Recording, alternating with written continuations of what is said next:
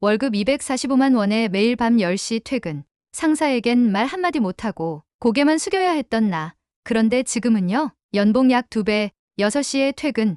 내 의견을 말하면 칭찬까지 받습니다. 그리고 한국에서 제 인생의 사랑도 만났어요. 도쿄에서 서울까지. 회사의 톱니바퀴이던 여성이 국경을 넘으며 찾아낸 진짜 나의 이야기. 그리고 문화의 벽을 뛰어넘은 사랑. 이야기를 듣다 보면 분명 이렇게 묻게 되실 겁니다. 나도 가능할까? 1초만 투자해서 좋아요.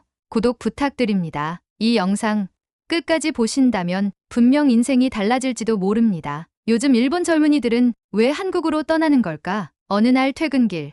지하철 안에서 본 신문기사 제목이 제 머릿속에 깊게 박혔습니다. 사실 저는 그런 선택이 낯설지 않았습니다. 저 역시 매일 아침 지하철에 몸을 싣고 출근하면서 저 자신에게 끊임없이 질문하고 있었기 때문입니다. 이게 정말 내가 원했던 삶일까? 저는 도쿄에서 태어나 자란 27살의 미야자키 하루카라고 합니다. 도쿄대 경제학 석사를 마친 후 일본의 한 대기업에서 2년째 근무 중입니다. 겉보기엔 탄탄대로 갔지만 속사정은 그렇지 않았습니다. 매달 들어오는 급여는 겨우 24만 엔. 매일같이 반복되는 야근과 상사의 일방적인 지시에 고개를 숙이는 일상이 이어졌습니다. 언제나 최선을 다했고 실적도 좋았지만 회사는 나아질 기미가 없었습니다. 그저 선배처럼만 해라는 말이 돌아오는 하루하루가 반복될 뿐이었습니다. 그러던 중 우연히 인스타그램에서 대학교 동기 사토 아야카의 계정을 보게 되었습니다. 놀랍게도 그녀는 지금 한국의 한 대기업에서 근무 중이며 퇴근 후 여유롭게 반려견과 산책을 하거나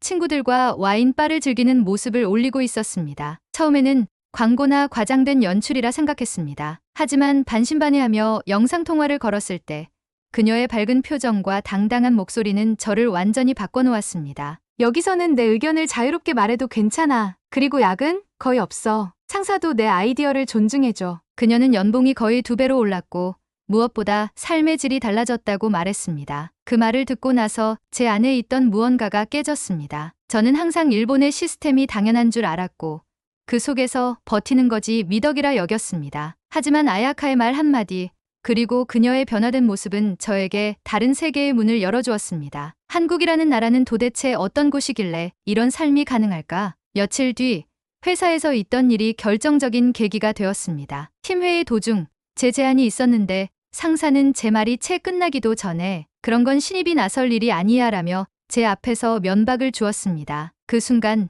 모욕감과 동시에 깨달음이 밀려왔습니다. 이곳에 더 이상 제 미래는 없다는 것을요. 그래서 저는 결심했습니다. 한국에서 제2의 인생을 찾겠다고요. 그날 밤 저는 곧장 집 근처 한국어 학원에 등록했습니다. 부모님께 말씀드리자 당연히 걱정부터 하셨습니다. 왜 하필 한국이냐? 너무 충동적이지 않느냐는 반응이었습니다. 친한 친구들조차 한국 기업은 더 힘들지 않을까라며 말렸습니다. 하지만 제 마음은 이미 결심을 굳힌 상태였습니다. 퇴근 후 밤늦게까지 학원 수업을 듣고 주말마다 한국어 예능과 드라마를 보며 실력을 늘렸습니다. 동시에 온라인으로 한국 기업의 채용 정보를 탐색하고 이력서를 준비했습니다. 피곤했지만 이상하게도 힘들지 않았습니다. 그만큼 절박했고 또 설레었기 때문입니다. 6개월 후 드디어 기회가 찾아왔습니다. 서울에 있는 한 글로벌 IT 기업에서 해외 인재 채용 프로그램을 시작한다는 공고를 보게 되었습니다. 지원 자격, 조건, 그리고 업무 내용, 모든 것이 제게 딱 맞는 조건이었습니다. 망설임 없이 지원했고 며칠 후 면접 요청 메일을 받았습니다. 온라인 면접 당일 긴장으로 손이 떨릴 정도였지만 모든 질문에 제 진심을 담아 답했습니다. 그리고 그 다음 주 최종 합격 통보를 받았습니다. 메일을 확인한 순간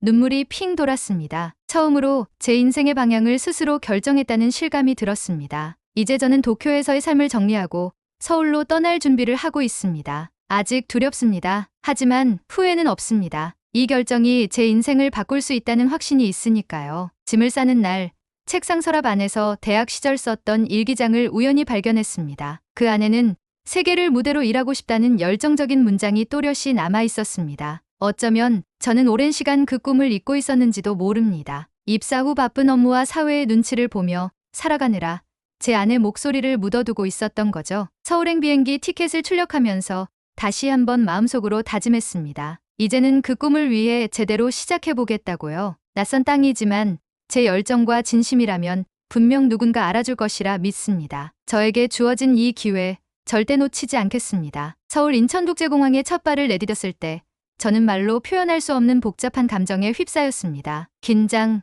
기대, 두려움, 설렘 모든 감정이 한꺼번에 밀려들었죠. 공항의 넓고 깨끗한 내부, 질서 정연한 안내 시스템, 그리고 외국인에게도 친절한 표지판을 보며 아, 정말 다른 세계에 왔구나라는 생각이 들었습니다. 회사에서 제공한 원룸은 서울 강남의 작은 오피스텔이었습니다. 혼자 살기엔 부족함 없는 공간이었고 첫날은 어찌나 피곤했는지 짐도 제대로 풀지 못하고 그대로 잠들어 버렸습니다. 다음 날 저는 인생의 새로운 챕터를 여는 첫 출근을 했습니다. 전혀 다른 환경, 다른 언어, 다른 업무 방식. 솔직히 말해 처음 며칠은 거의 눈치만 보며 지냈습니다. 제가 입사한 회사는 생각보다 훨씬 역동적이고 빠른 조직이었습니다. 회의는 짧고 명확했으며 팀원들의 의견이 자유롭게 오갔습니다. 저에게도 하루카 씨 생각은 어때요? 라는 질문이 자주 들어왔고 처음에는 당황했지만 곧 그 문화가 얼마나 건강한 것인지 깨달았습니다. 제 의견이 존중받고 실적이 아닌 잠재력으로 평가받는다는 느낌을 받았을 때 일본에서는 느껴보지 못한 뿌듯함이 밀려왔습니다. 하지만 언어 장벽은 여전히 큰 과제였습니다. 회의 중 빠르게 오가는 한국어 표현들 속에서 종종 놓치는 내용이 있었고 메일이나 문서 작성 시에도 시간이 많이 걸렸습니다. 그래서 저는 퇴근 후에도 꾸준히 한국어 학원에 다니며 공부를 이어갔고 주말에는 혼자 전통시장이나 박물관, 거리 음식점을 다니며 자연스럽게 한국어를 익히고자 노력했습니다. 그렇게 몇 달이 흘렀고 입사 3개월 차 무렵 회사에서 일본 시장 진출을 위한 TF팀을 꾸린다는 소식을 들었습니다. 일본인 직원인 제가 중심 역할을 맡게 되었고 그곳에서 마케팅팀 소속의 김준호 씨와 처음 만나게 되었습니다. 준호 씨는 또래의 한국 남성이었고 일본어를 꽤 유창하게 구사할 줄 알았습니다. 하지만 처음엔 서로 스타일이 너무 달라 충돌이 잦았습니다. 저는 정확하고 신중한 접근을 선호했고 준호 씨는 빠른 실행과 도전적인 아이디어를 중시했습니다. 회의 중 의견이 맞지 않아 언성이 높아진 적도 있었지만 점차 서로의 장점을 인정하게 되었습니다. 준호 씨는 제가 놓친 문맥을 친절히 설명해주고 어려운 표현도 쉽게 풀어주는 등 큰 도움을 주었습니다. 특히 잊을 수 없는 날이 있습니다. 회식 자리에 처음 참석했던 날, 대부분이 한국어로 대화를 이어가고 있었고 저는 자연스레 대화에서 소외되었습니다. 눈치껏 웃거나 고개를 끄덕이긴 했지만 마음속으로는 무척 외로움을 느꼈습니다. 그때 준호 씨가 조용히 제 옆에 와서 하루카 씨 괜찮아요? 제가 천천히 설명해 드릴게요라고 말해주었습니다. 그 말 한마디가 큰 위로가 되었고 이후부터 회식 자리에서는 항상 제 옆자리에 앉아 도와주곤 했습니다. 업무적으로도 준호 씨와의 호흡은 점차 좋아졌습니다. 그의 창의적인 아이디어와 제 세밀한 분석력이 시너지를 일으키며 프로젝트는 예상보다 훨씬 빠르게 성과를 냈고 사내에서도 큰 주목을 받게 되었습니다. 그 과정 속에서 우리는 서로를 더 많이 이해하게 되었고 단순한 동료 이상의 감정을 품게 되었습니다. 하지만 이 시기에 저는 준호 씨와의 관계보다도 제 자신에 대한 도전과 적응에 온 힘을 쏟고 있었습니다. 외국인으로서 느끼는 미묘한 거리감, 문화를 잘못 이해해 생기는 작은 오해들, 그리고 이곳이 정말 내 자리가 맞을까 하는 불안. 그런 순간마다 저는 처음 도쿄에서 결심했던 문장을 떠올렸습니다. 제 가능성을 믿고 도전해보자. 서울은 매일 새로운 것을 배울 수 있는 도시였습니다. 버스를 탈 때마다 들리는 다양한 언어, 거리에 넘쳐나는 젊은 에너지, 그리고 퇴근 후 스문의 시간 문을 여는 식당과 카페들. 그 모든 것이 일본에서는 경험하지 못했던 활기찬 리듬이었습니다. 저도 점점 그 리듬에 몸을 맡기게 되었고 어느새 저녁 시간에 여유 있게 카페에 앉아 한국어 회화를 복습하거나 주말마다 예쁜 카페를 찾아다니는 취미까지 생기게 되었습니다. 이제는 지하철 노선도도 익숙해졌고 편의점에서 복잡한 결제 시스템도 능숙하게 사용할 수 있게 되었습니다. 작은 성공들이 쌓이며 제 자신에 대한 신뢰도 함께 자랐습니다. 그리고 그 중심엔 늘 한 걸음 앞서 저를 이끌어주던 준호 씨가 있었습니다. 프로젝트가 성공적으로 마무리되고 팀원들과의 축하 회식 자리에서 준호 씨가 조심스럽게 제게 물었습니다. 하루카 씨, 주말에 시간 괜찮으세요?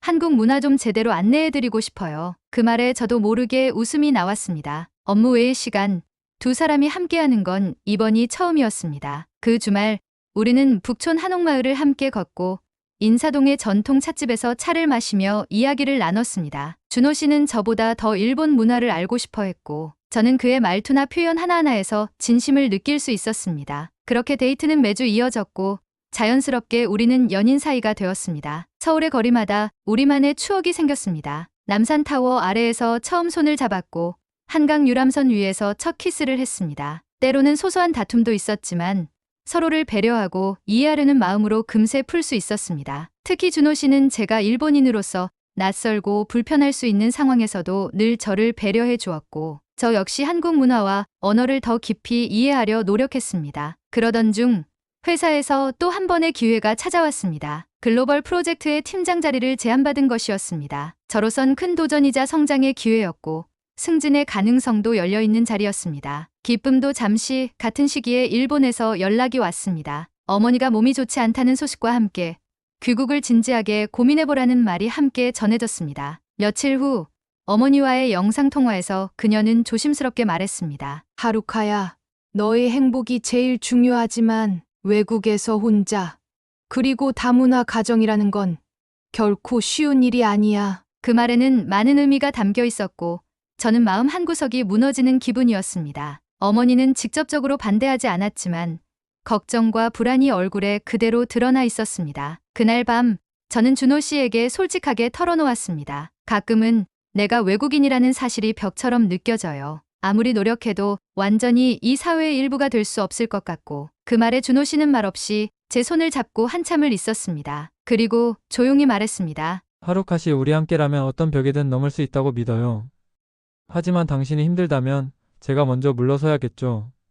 그 순간 제 마음은 더욱 혼란스러워졌습니다. 한국에서 이룬 커리어, 그리고 준호 씨와의 사랑. 하지만 일본에서 기다리고 있는 가족, 익숙한 환경, 안정적인 미래. 모든 것이 하나하나 너무나 소중했습니다. 결국 저는 잠시 일본으로 돌아가기로 결심했습니다. 부모님 곁에서 시간을 보내며 제 선택이 정말 올바른 것인지 다시 한번 깊이 고민해보고 싶었습니다. 일본으로 돌아온 첫날, 익숙한 공기와 거리 풍경이 마음을 차분하게 만들었지만 동시에 서울에서의 생활이 얼마나 제게 큰 의미였는지를 깨닫게 되었습니다. 친구들과의 만남에서 알게 된 건 여전히 대부분의 동기들이 변화없는 삶을 살고 있다는 것이었습니다. 야근과 낮은 연봉, 그리고 변하지 않는 회사 문화. 그 속에서 저는 점점 이방인이 되어가고 있다는 걸 느꼈습니다. 그 사이 준호 씨는 하루도 빠짐없이 연락을 주었습니다. 길게 쓰는 문자보다 짧고 담백한 메시지들. 오늘도 잘 지냈어요?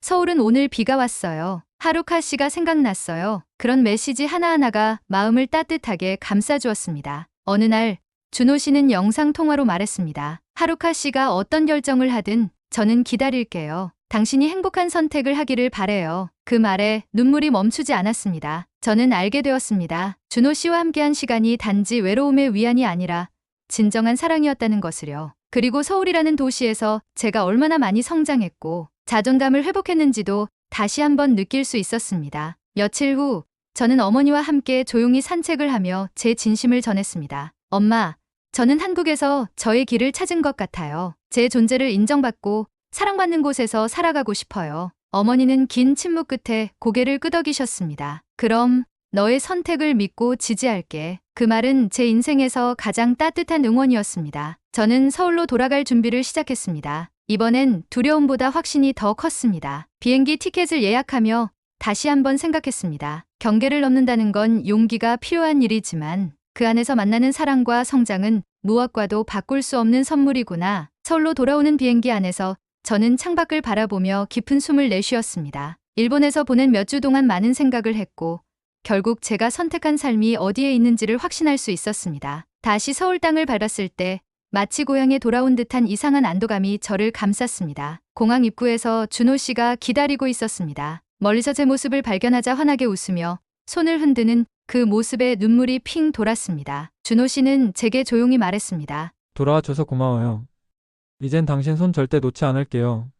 그 후 우리의 관계는 더욱 단단해졌습니다. 저는 회사를 통해 글로벌 프로젝트 팀장으로 승진했고 준호 씨와는 결혼을 준비하게 되었습니다. 결혼식은 양국 문화를 존중한 하이브리드 형식으로 진행했습니다. 일본의 전통 의상과 한국의 한복이 조화를 이루는 그날, 양가 가족들은 서로 다른 문화를 이해하고 축복해주는 진정한 가족이 되었습니다. 결혼 후 우리는 서울 근교의 한 아파트에 보금자리를 마련했습니다. 조용하면서도 교통이 편리한 동네, 근처에는 공원이 있어 주말마다 산책도 할 수 있었습니다. 저는 업무적으로도 개인적으로도 점점 안정을 찾아갔습니다. 팀장으로서 일본 시장 확장을 총괄하며 제 문화적 배경을 약점이 아닌 강점으로 승화시킬 수 있었고, 사내에서도 저를 롤모델로 여기는 후배들이 생겼습니다. 무엇보다도 뿌듯했던 건 저와 같은 고민을 안고 있는 일본 청년들에게 도움이 되고 싶다는 마음이 자연스럽게 생겼다는 점입니다. 그래서 저는 퇴근 후 시간과 주말을 활용해 한국에서 취업을 꿈꾸는 일본 청년들을 위한 멘토링 프로그램을 운영하기 시작했습니다. 처음엔 소규모였지만 점점 참여자가 늘어 지금은 일본 대학들과 연계해 정기적인 온라인 세미나와 워크숍까지 열고 있습니다. 그리고 어느새 저희 부부에게 새로운 가족이 찾아왔습니다. 세상에서 가장 소중한 존재,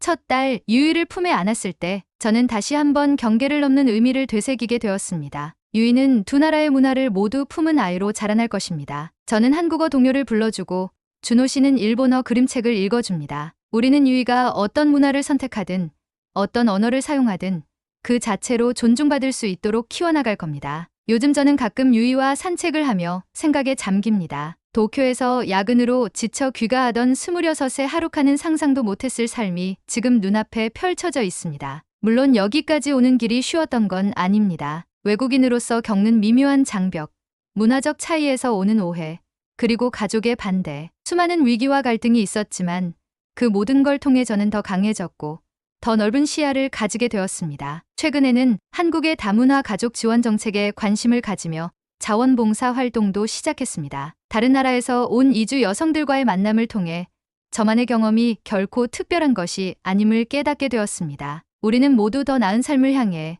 그리고 사랑하는 사람들과 함께 살아가기 위해 용기를 낸 사람들이었습니다. 어느 날 유이가 조심스럽게 제게 물었습니다. 엄마는 왜 일본에서 왔어요? 그 질문에 저는 미소를 지으며 대답했습니다. 엄마는 꿈을 찾아서 왔단다. 그리고 그 꿈 속에서 아빠를 만나고 너도 만나게 됐지. 그 말에 유이는 환하게 웃었습니다. 그 웃음을 보며 저는 다시금 확신했습니다. 제 선택은 틀리지 않았다고요. 저는 이제 경계를 넘은 한 사람으로서 단지 살아가는 것이 아니라 살아내는 법을 배우고 있습니다. 마지막으로 이 사연을 읽고 계신 분들께 말씀드리고 싶습니다. 삶의 방향을 결정하는 순간 우리는 누구나 두렵고 흔들립니다. 하지만 그 안에 내가 진짜 원하는 것이 무엇인지 깊이 들여다본다면 분명히 길은 열립니다. 저처럼 국경과 문화를 넘어서야만 찾을 수 있는 자기만의 가능성도 분명 존재합니다. 지금 이 순간 제 옆엔 든든한 남편 준호 씨가 있고 사랑스러운 딸 유이가 있습니다. 저의 여정은 아직 끝나지 않았습니다. 더 많은 도전을 기다리고 있고 더 많은 배움을 기대하고 있습니다. 그리고 언젠가 유이에게 들려줄 제 이야기를 더 풍부하게 채워가고 싶습니다. 유이야, 엄마는 국경을 넘었지만 결국 진짜로 넘은 건 두려움이었단다. 그리고 너를 만나기 위해서라면 다시 수천 번이라도 그 길을 걸을 수 있어. 일본과 한국 두 문화 사이에서 자신의 길을 선택한 하루카의 이야기, 여러분은 어떻게 보셨나요? 이런 선택, 여러분이라면 할 수 있었을까요? 댓글로 여러분의 생각을 꼭 들려주세요. 여러분의 의견이 궁금합니다. 이 영상이 조금이라도 감동적이거나 공감되셨다면 좋아요 버튼 한번 눌러주시고 앞으로 더 많은 국경을 넘는 감동 이야기가 궁금하시다면 구독과 알림 설정도 부탁드립니다. 여러분의 관심이 더 많은 이야기를 만들어가는 힘이 됩니다. 감사합니다. 여러분의 K 감동탐험입니다.